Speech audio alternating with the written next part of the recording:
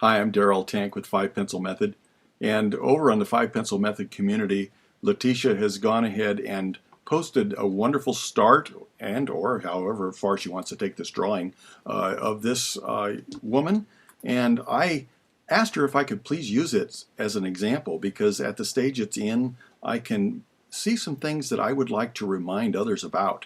And there are some little structural things that I want to make sure that you can see clearly that you want to take into consideration so you have good proportion, have a chance to get the proper point of view and perspective, and take a look at some of the angles. We have a wonderful opportunity the way she has this set up. She's taken the liberty to rotate her picture a little bit so she gets a little different angle. But if you keep this consistent with your drawing, you'll always be able to take an opportunity of comparing, lengths and spaces and using your divider and your straight edges for different things. But one of the things I want to pay attention to right now is the center line. And as we follow this center line, it's a little different because we're looking up. We're looking up underneath her lip, under her chin, under the nose, under the upper eyelid, and so that center line changes quite a bit as it travels along the contours. And so up here, I would imagine, I'm just going to make a line in Photoshop here, and we'll see how that changes and conforms as we travel on these contours. I think that is probably pretty much like that, even though it looks like this could be the center. I don't think it is. I think that it actually comes over here, it conforms, goes to the inside of the mouth, and this comes back out, maybe a little wider than what we see in the picture. And then it would go back under and conform to that part that's underneath the lip, and then it comes back out again to that portion of the chin.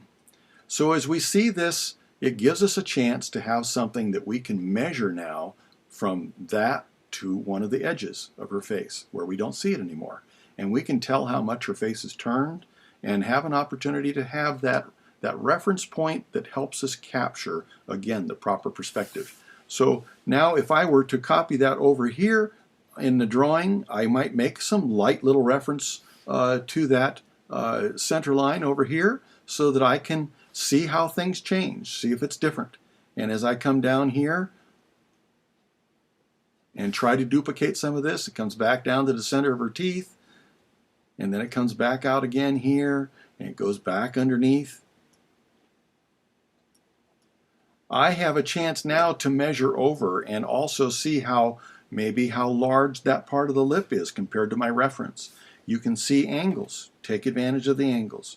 If you have this reference in the same angle as your drawing, you're going to be able to see how much of that lip and what angle to make it.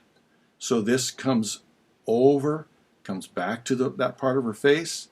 Instead of coming a little bit maybe sharp and having this like it's almost separate from her face, we want to have it flow into that part and come back out again.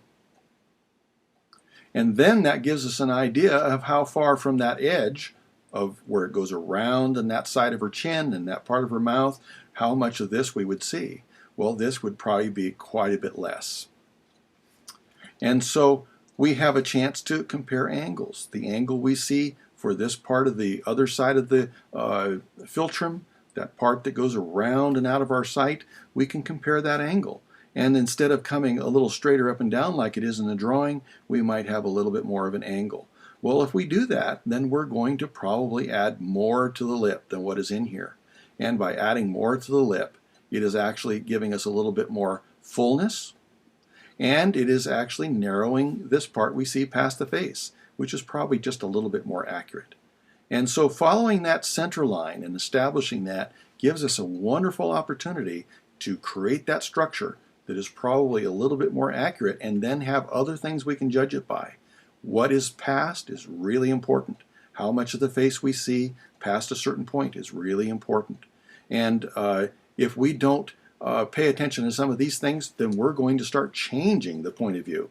We're going to have things that actually become conflicts.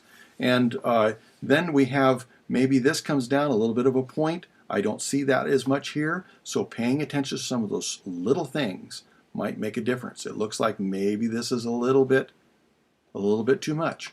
Now I realize this is my own interpretation. It's how I am seeing it, but it's good for us to stop and think about these things, have every opportunity for us to learn how to see what we're drawing so that we can capture some of those things that are so slight that sometimes they can get away from us, and we'll miss capturing the person, actually documenting the character and the personality of someone if we're not really careful. So take advantage of everything you possibly can. These are all available to all of us if we have good reference and a little bit of a knowledge of how to compare an angle or a curve is going to make a lot of difference in capturing the right proportion and, again, the perspective. So thank you, Letitia, for allowing me to be able to use this, and I look forward to seeing either this finished or other work that you're going to do. And thank you again.